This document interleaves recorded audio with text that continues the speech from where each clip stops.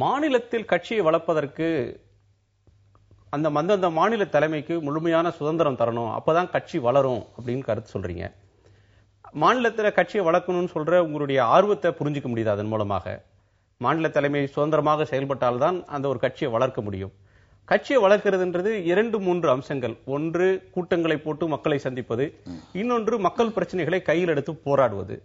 ஆனா உங்க காலத்துல காங்கிரஸ் கட்சியை பொறுத்தவரையிலும் கடந்த 3 ஆண்டு காலமாக ஆட்சிக்கு வந்த அதிமுக காங்கிரஸ் மீது கடுமையான விமர்சனங்களை சொல்லிக் கொண்டிருந்தது. காங்கிரஸை தனிமைப்படுத்துவதற்கு அதிமுக செய்த மிகப்பெரிய பிரச்சாரம் ஒரு முக்கியமான காரணம் கூட சொல்லலாம். ஆனால் அதிமுக ஆட்சியை நீங்கள் திரும்ப எந்த விதமான விமர்சனமும் செய்யல, அதற்கு எதிராக போராடல. அந்த நிலையில கட்சியை வளர்க்கறதுக்கு அதிகாரம் தரல, சுதந்திரம் தரலன்னு சொல்றது எந்த வகையில சரி? நீங்கள் ஆர்ப்பாட்டம் என்று சொன்னால் ஆர்ப்பாட்டத்தை நடத்தி இருக்கிறோம். ஸ்டேட்மெண்ட் என்று சொன்னால் எதிர்த்து அறிக்கை விட்டிருக்கிறேன். கடுமையான வார்த்தைகள் உபயோகிப்பது என்பது என் பழக்கம் அல்ல, அது அவர்களுடைய சுவாபம். இப்பொழுது உங்களைப் போல கேள்வி கேட்பதற்கு வேறு யாரும் இல்லை, அது உங்களுக்கு திறமை. அதே போல ஒவ்வொருவருடைய தன்மை வார்த்தைகள் என்னுடைய நான் வளர்ந்த விதம் அப்படி. அதே நேரத்தில் இன்னொன்று எந்த கட்சி தெருவில் இறங்கி போராடி இருக்கிறது என்பதை நீங்கள் பட்டியலிட்டால் வலிமையாக இருக்கக்கூடிய திமுக இருக்கிறது என்றால் இல்லை. தேமுதிகவை விஜயகாந்தை உண்டு இல்லை என்று ஆக்கினார்கள். தெருவில் இறங்கி ஆர்ப்பாட்டம் போராட்டம் என்றால் இல்லை. தமிழகத்தில் எந்த கட்சிகளும் போராட்டத்தை நடத்த தயாராக இல்லை. திமுக போராடாது, மதிமுக போராடாது, தேமுதிக போராடாது. ஆனால் காங்கிரஸ் கட்சி தொண்டர்கள் தெருவில் இறங்கி போராட வேண்டும், இந்த ஆட்சியை எதிர்க்க வேண்டும். அதனுடைய எதிர்ப்பினுடைய பலனை தேர்தல் வருகிற போது இன்னொருவன் அறுவடை செய்ய வேண்டும். அதற்கு நான் தயாராக இல்லை. என்னுடைய நிலைப்பாடு அதுதான். ஏனென்றால் நீங்க வேண்டுமென்றே போராட வேண்டாம், நம்முடைய போராட்டம் நடத்தி நாம் சிரமப்பட்டால் யாரோ பலனடைகிறார்கள், உண்மை. அதனால் நம்ம போராட்டம் நடத்த வேண்டாம், கட்சியும் வளர்க்க வேண்டாம் நினைக்கிறீங்க. கட்சியை வளர்க்கறது அதனால இல்ல. 91 இருந்து கட்சி அதுல வளராது சார். அதாவது நீங்க போராடுறதுனாலயோ தெருவில் இருந்து கத்துறதுனாலயோ அன்னைக்கு ஒரு நாள் பத்திரிகை செய்தி வரும். அதனால் கட்சி கட்டமைப்பு காங்கிரஸ் கட்சியினுடைய கட்டமைப்பை நெஞ்சு நிமிர்த்தி தைரியமாக ஆணவமாக சொல்வேன். இதுவரை இல்லாத அளவுக்கு இந்த கட்டமைப்பை நான் சீரம் செய்து வைத்திருக்கிறேன். இப்ப காங்கிரஸ் இல்லாத இந்தியாவை உருவாக்கும்னு பிஜேபி சொல்லுது. தமிழ்நாட்டிலும் பிஜேபி ஒரு வெற்றிடம் ஏற்பட்டிருக்குது, அதை நாங்க நிரப்ப போறோம் அப்படின்னு சொல்றாங்க. இந்த நிலையில காங்கிரஸ் இருந்த இடத்தை தேசிய சிந்தனை கொண்டவர்களுடைய ஆப்ஷனா இருந்த காங்கிரஸ் இப்ப பிஜேபி தமிழ்நாட்டில் காலூன்ற முயற்சிக்கிற இந்த நேரத்தில் காங்கிரஸ் ஏற்கனவே நீங்க வாங்கியிருக்கிற வாக்குகள் 4.5%, ஏறத்தாழ 17 லட்சம் வாக்குகள். பிஜேபி அதனுடைய கூட்டணி அந்த சின்னத்தில் போட்டிட்டவங்க வாங்கினது 22,22,000. தாமரை சின்னத்திலிருந்து வாங்கின வாக்கை விட கை சின்னத்தில் வாங்கின வாக்குகள் குறைவு.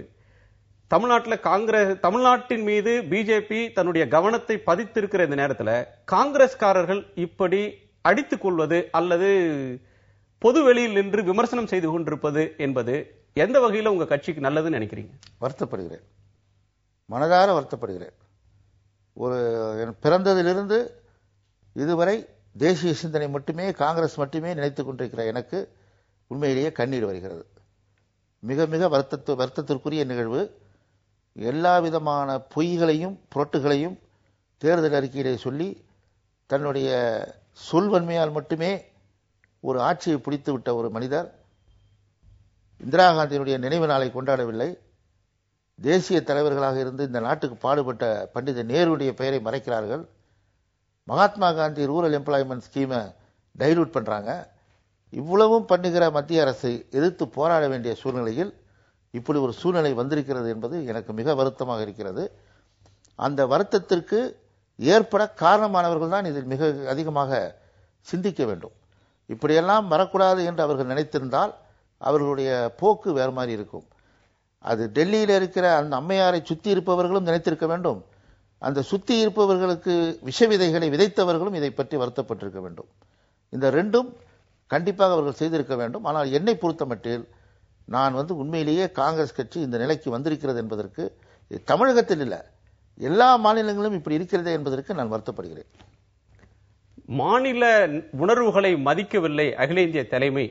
மாநில உணர்வு சார்ந்த பிரச்சனைகள்ல வேறொரு நிலை எடுத்தாங்க அப்படின்னு பொதுவாக ஒரு குற்றச்சாட்டு வைக்கப்படுகிறது. இதுல எனக்கு எழக்கூடிய கேள்வி, ஆட்சியில் இருந்த அதிகாரத்தில் இருந்த காலகட்டத்தில் காங்கிரஸ் கட்சி பதவியில் இருந்த போது இதை பேசாமல், பதவியில் இருக்கும்போது அந்த பதவியையும் அனுபவித்துக் கொண்டு, இப்போ பதவி இல்லாம காங்கிரஸ் தலைமை ஒரு பலவீனம் அடைந்திருக்கக்கூடிய நிலையில அதை பொதுவெளியில விமர்சிக்கிறதுன்றது அந்த விமர்சிக்கக்கூடியவருடைய சுயநலத்தின் வெளிப்பாடு இல்லையா? நான் காங்கிரஸ் கட்சியை விமர்சிக்கவில்லை. இந்த பேட்டியில் கூட நான் காங்கிரஸ் கட்சி விமர்சிக்க, நான் உங்களை மட்டும் கேட்கவில்லை, விமர்சிக்கக்கூடிய மற்றவர்களையும் கேட்கிறேன். எனக்கு யார் விமர்சித்தார்கள் என்று தெரியாது. காங்கிரஸ் கட்சியை நான் விமர்சிக்கவில்லை, விமர்சிக்கவும் மாட்டேன். காங்கிரஸ் கட்சியில் இருக்கிற சில பேர், அதிகார பொறுப்பில் இருக்கிற சில பேர், அம்மையார் அல்ல, மீண்டும் சொல்லுகிறேன், சோனியா காந்தியோ ராகுல் காந்தியோ அல்ல, சில பேர், அந்த சில பேரைத்தான் சொல்ல வேண்டிய கட்டாயத்தினால் சொல்லுகிறேன். இப்ப ராகுல் காந்தி அவர்களுக்கும் ஜி.கே. வாசன் அவர்களுக்கும் ஒரு கருத்து ஒற்றுமை, கருத்து இணக்கம் இல்லை. அவர் கடந்த தேர்தலில் முக்கியமான தலைவர்கள் எல்லோரும் காங்கிரஸ் நெருக்கடியில் இருக்கும்போது தேர்தலில் போட்டியிட வேண்டும் என்று விரும்பினார். அது ஜி.கே. வாசனாக இருந்தாலும், சிதம்பரமாக இருந்தாலும், நீங்களாக இருந்தாலும் எல்லோரும் மக்களை சந்திக்க வேண்டும், மக்களிடத்தில் போட்டியிட்டு செல்வாக்கு நிரூபிக்கணும் அப்படின்னு அவர் கேட்டுக்கொண்டார். அதற்கு இவங்க இணங்காததனால், மாறுபட்டதனால தான் இந்த கருத்து வேறுபாடுன்னு சொல்றாங்களே. அப்படி நினைக்கவில்லை. எனக்கு தெரிந்தவரை, மற்றபடி உள் விவகாரங்கள் என்ன என்பதை நீங்கள் சம்பந்தப்பட்டவுடன் கேட்க வேண்டும். எனக்கு தெரியவில்லை. என்றால் திரு வாசன் அவர்களை பொறுத்தமட்டில் 40 தொகுதிகளும் சுற்றுப்பயணம் செய்ய வேண்டும் என்று அவர் நினைத்தார். ஆகவே அந்த சுற்றுப்பயணத்தில் அவர் குறியாக இருந்தார், சுற்றுப்பயணம் செய்தார். முழு வீச்சில் தமிழகம் முழுவதும் பண்ண ஒரே தலைவர் அவர்தான். சிதம்பரம் கூட 5 தொகுதி வந்தார். தங்கபால் அவர்கள் 18 20 தொகுதி வந்தார்கள். தேர்தலில் நின்றாலும் கூட திருப்பூரில் இருந்து ஒரு 3 தொகுதியோ 4 தொகுதியோ ஈவிகேஎஸ் அவர்கள் வந்தார்கள். இன்றைக்கு காங்கிரஸ் கட்சிக்கு வலிமையாக தேர்தல் பிரச்சாரம் செய்ய யாரும் இல்லை. ஆகவே அந்த பணியை அவர் எடுத்துக்கொண்டார். திரு சிதம்பரத்தை பொறுத்தமட்டில் அவருடைய புதல்வர் அங்கே கேட்டதனால் திரு கார்த்திக் சிதம்பரத்துக்கு அந்த தொகுதியை அவர் வாங்கி கொடுத்தார். என்னை பொறுத்தமட்டில் சென்ட்ரல் எலெக்ஷன் ஸ்கிரீனிங் கமிட்டியில் நான் திண்டுக்கல் தொகுதி, என்னுடைய தொகுதி, பாராளுமன்ற தொகுதி, நான் நிற்கிறேன் என்று நான் சொல்லிவிட்டேன்.